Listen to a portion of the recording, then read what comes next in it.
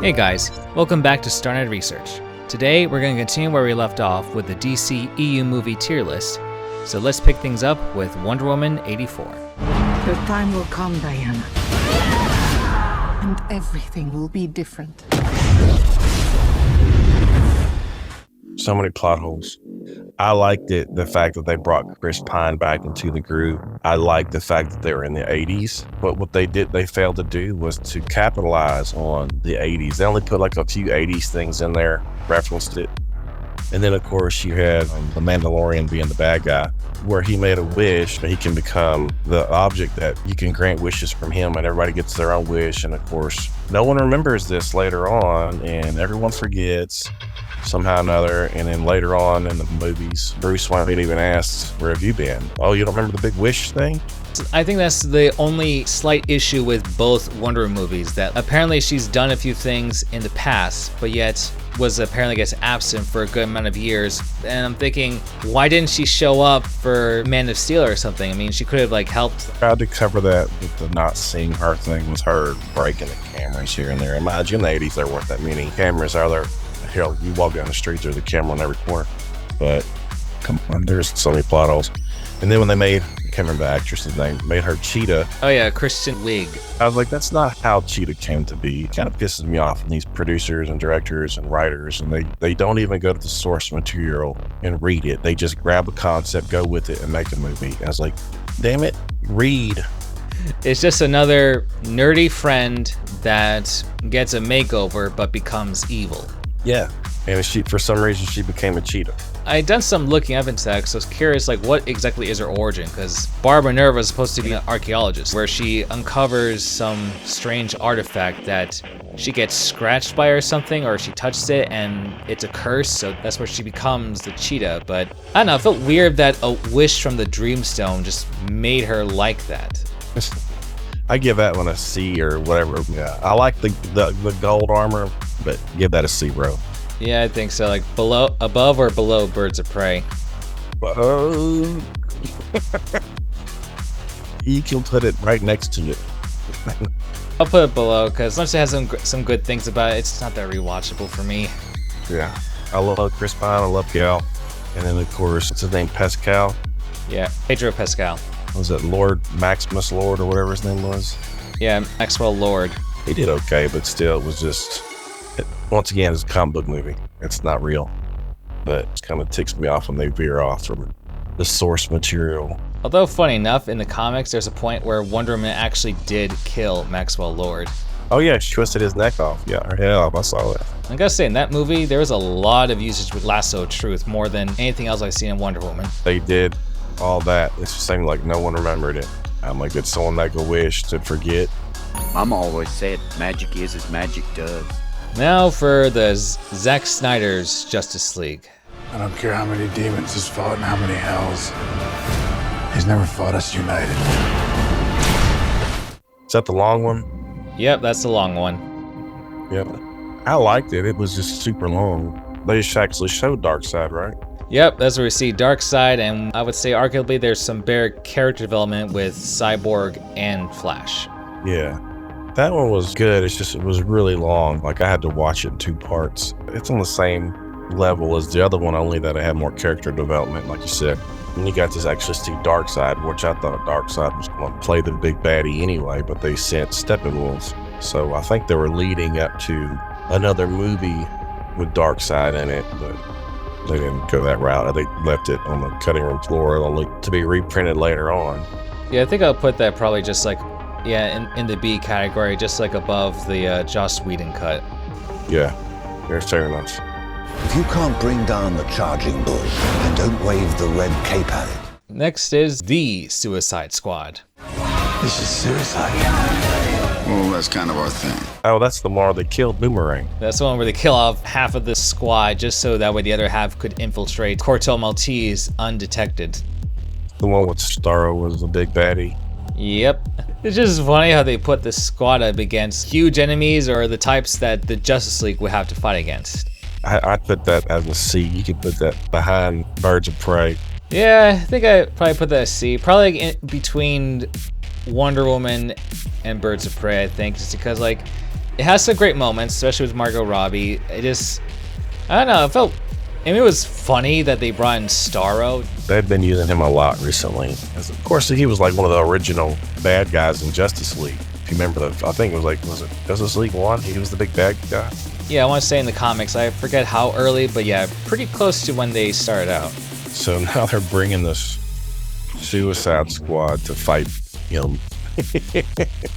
Yeah, I guess with Star felt weird. I guess, like, I don't know, like with some of these characters I never heard before, like with, I mean, I heard of Polka Dot Man. He is obscure. He was funny though, but yeah, he's very an obscure character. That's like a D list for sure. If I heard about him, it was only because I would read the Who's Who books in the 80s. They had a whole comic book series for DC, and it had all the different characters, and that might be where I saw him. But what'd you think of, like, with some of the newer characters, like with John Cena's Peacemaker or Idris Elba's Bloodsport? John Cena cracks me up. Just him coming out in his underwear. And of course, they made a whole TV show out of him, which I loved that show. I enjoyed his Peacemaker. It was odd, obviously, because of who he is, but he did a good job. Yeah, I guess if you had to pick, you probably would have picked some other villain for the squad to face, not Starro. Yeah, but who do you pick? I mean, come on. You know, it's like a wacky show that you're watching anyway. Luckily, I say for Viola Davis and John Cena, they're still on board for their DC roles. I bet. He wore that costume all over the place. That he did. He wore it everywhere, and you know what? I can't hate him for it. They may have paid him to do it, but I was like, if you make me a superhero movie, I'm going to wear that to church. We're gonna risk the entire mission for a mental defective dressed as a court jester. It's coming from a guy that wears a toilet seat on his head. We don't leave one of our own behind. Thanks for the last 5. First, Black Adam. I felt let down. I enjoyed it, but the very insane.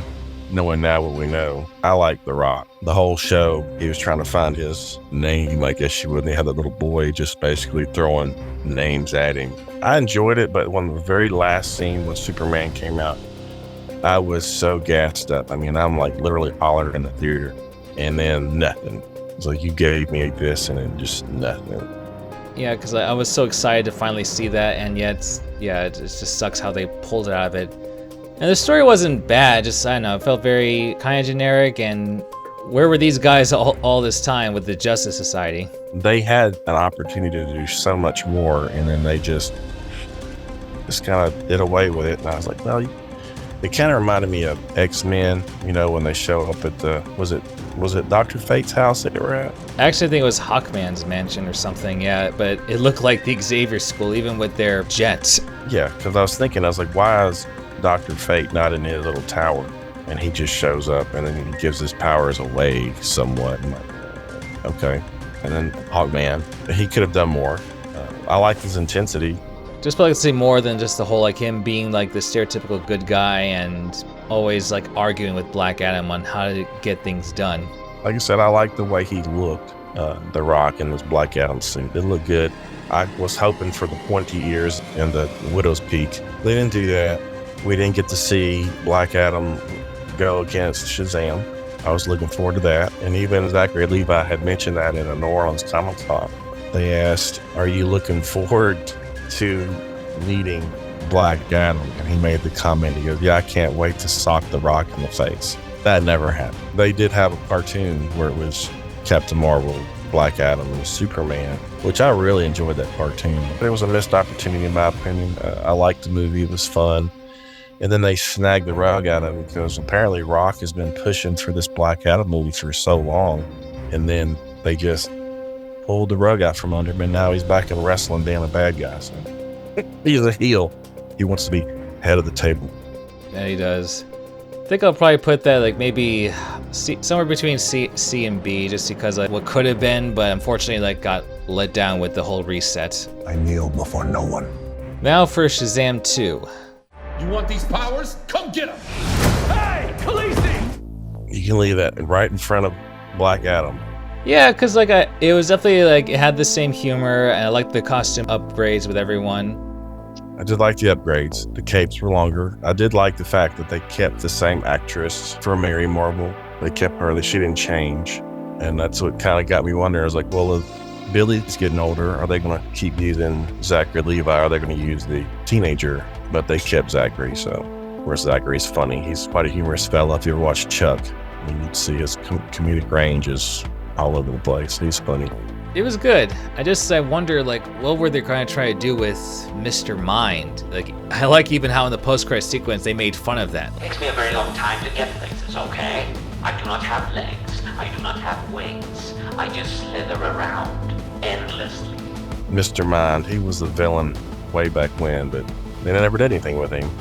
They showed him, but they didn't do anything with him. So, missed opportunity. It was a fun little movie, but to me, it's just like, all right, we didn't really go anywhere with it. And at the very end, you had to have Wonder Woman show up to bring him back to life. So, and when he died, didn't he die as Billy? But he shows up alive as Shazam. Isn't that what happened? I'm not mistaken. Yeah, a bit weird, but I mean, granted, he was hit by lightning, so I guess like the lightning changed him back to Shazam. Give you that one. But okay. I did like the scene where he thought he was talking to her, and then it was the wizard. So, yeah, that was a great fake out. I'll get. Now for the Flash movie. Where do we put that one in? I liked the Flash. I thought it was fun. You can put that as a B- or high C. They could have done so much more. Like they could have brought in the people from his Rogues group. Of course, the opening scene where he's catching the babies, that was kind of silly, but I enjoyed it. I thought it was fun. They brought back Michael Keaton. That was great. But in the end, it felt like they could have done more and not killed off Keaton, because I thought they were going to leave Keaton alone and then bring in the whole Batman Beyond movie. But from what I understand, the last part of filming, they changed so much. And that's why it feels like a different film at the very end, that Michael Keaton's character wasn't going to get killed. And then they just changed it. And I know that old boy, the guy who played Flash, had some issues. You probably won't see him around anymore. That's why I didn't do a good review at the movie theaters, because they boycotted it. Yeah, cause I like the suit great. I like some of the moments with him, and especially with his younger self, even though with doing them together, it was a bit annoying, but I think it was necessary because it was reflecting on how some fans felt about his portrayal. And I didn't mind what they done with Supergirl, as we mentioned in our live stream about it. It was different. I knew they were taken from Flashpoint, where Superman was depowered, and they put Supergirl in his place, and they brought Michael Shannon back, plays Zod, and he basically said, "Oh, I killed the baby."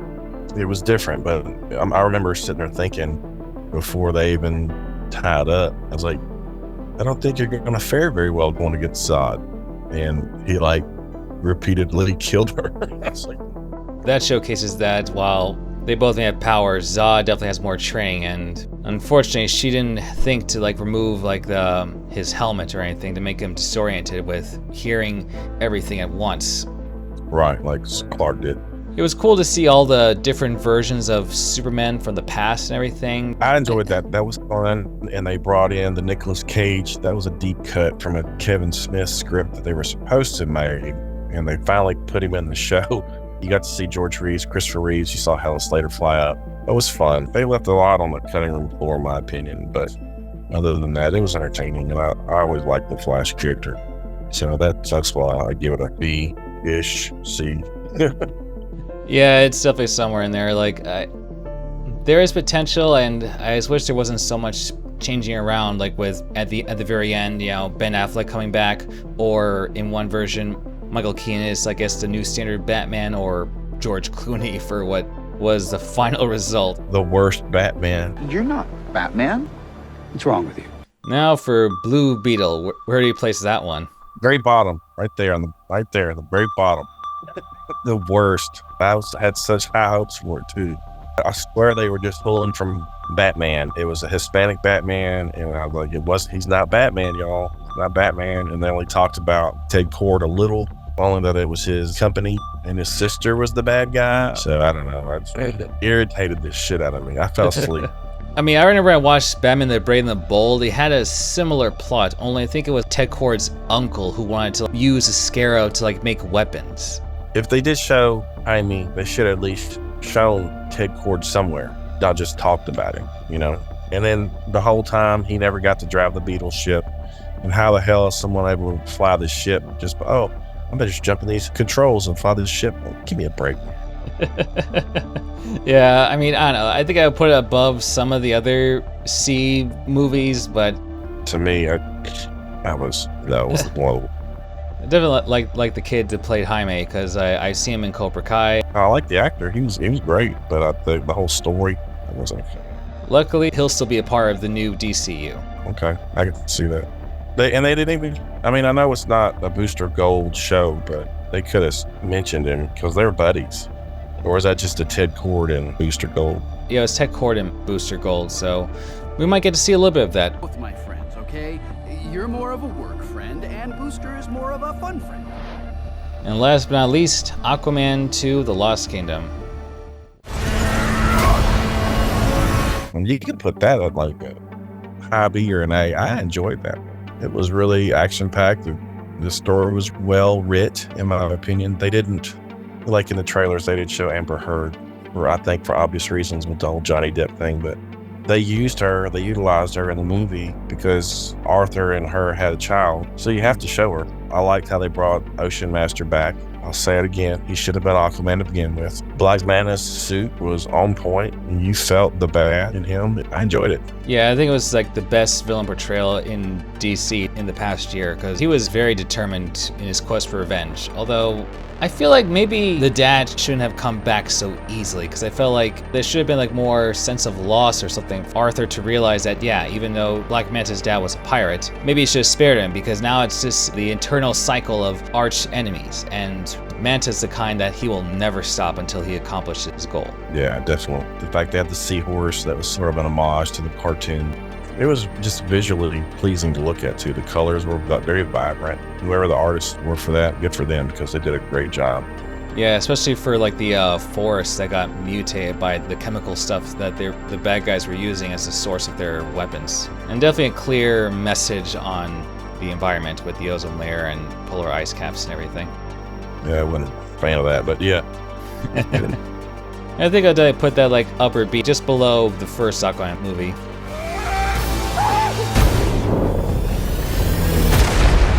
True king builds bridges.